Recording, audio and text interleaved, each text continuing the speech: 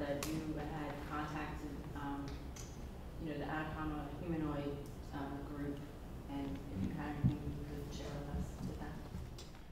Well, you know, in the work, she's asked about contact with the Atacama humanoid origins. In our work, when we go out into the stars, we do a lot of work with remote viewing consciousness and intuitive remote viewing. I don't have one of the CIA's electronic systems, but we don't need it. You can learn to meditate and do that naturally with practice. But we have had experiences where more than one person have seen, now whether it's exactly the species of the Atacama humanoid, very much similar, very tiny, where the adults are only like a foot, 14 inches tall. Now all of you know that the Atacama humanoid has been certified by the world's expert on dysplasias and skeletal abnormalities to be about a 6 to 8 year old equivalent. I mean, because of the growth plates of the long bones, not just the legs, but all over the body. And he has recently reasserted that. And this is Dr. Ralph Lockman at Stanford.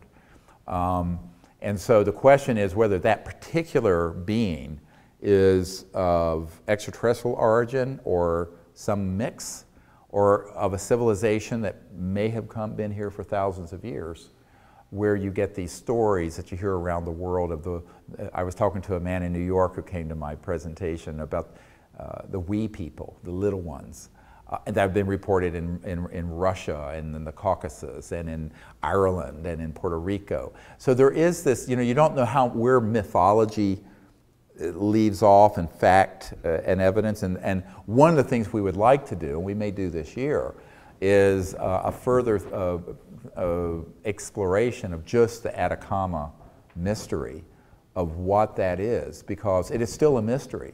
In fact, I was just corresponding with the genetics guy at Stanford a couple weeks ago, and he says more of a mystery now because they have found the area on the genome that controls for stature, height.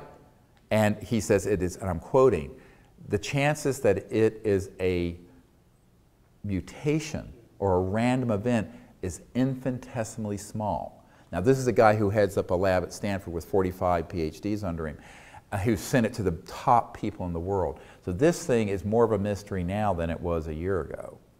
Also in the film series, just to correct something, at the time they thought it was a male. Now they're not even sure of its gender, or if it has a gender as we think of it.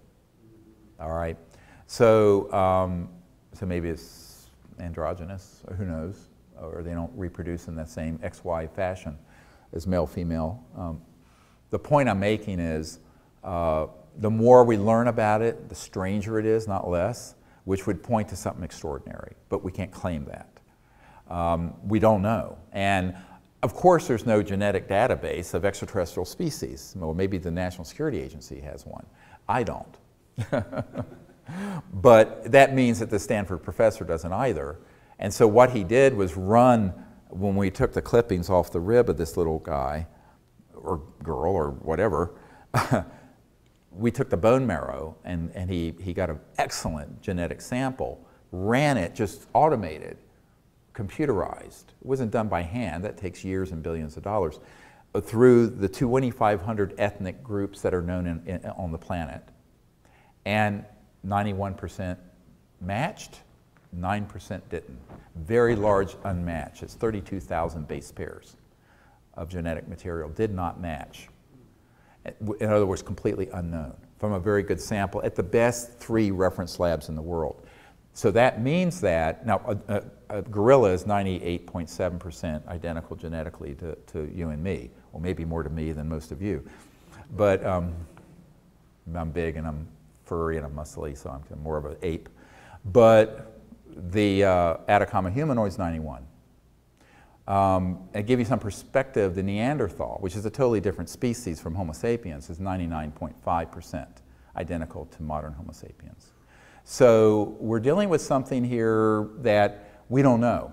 Now, unfortunately, the geneticist has to refer to this thing as a deformed human because he's got a career to protect, for one thing. But also, he's never going to say it's ET. But of course, when he said that, boom, the mainstream media said, oh, mystery solved, it's a deformed human child. Well, I've delivered a lot of premature infants in what are called precipitous emergency deliveries. None of them are 6 inches tall. And that's at birth. This is 6 years old, and it's 6 inches tall. I held it. I was one of the first few people who have ever held this. And doing this procedure on it, oh my God, it's so dry and fragile. We were afraid we were going to shatter the whole thing. But ultimately, it'd be great to go to that area of the world on an expedition, but there aren't funds to do that. It'd be great if somebody just in the scientific curiosity wanted to fund it and come along, as long as they came along and didn't interfere. Because what I would love to do, I mean, it sounds terrible, but with the science part, because what would be wonderful is to be able to go there and actually set up a CE5 contact event in the area during the night, and during the day do expeditions to areas to see if we can find more of these. Because there's reports that there are.